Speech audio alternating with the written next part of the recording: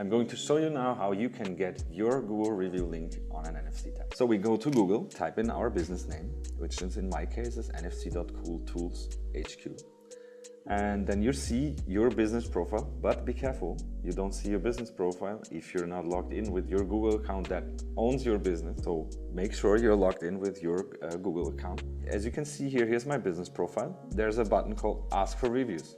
And I tap that and say copy. And there's a small caveat that we have to do now. We have to go to the Notes app and paste that link, and now copy that and say copy link, because Google adds some text to the link and we need to filter that out quickly. And then we go back to NFC.cool and we say create new NFC message. We say web link and we say paste from clipboard, and then we hit save. And when we've done that, we tap on it and say right now and write it on the NFC tag.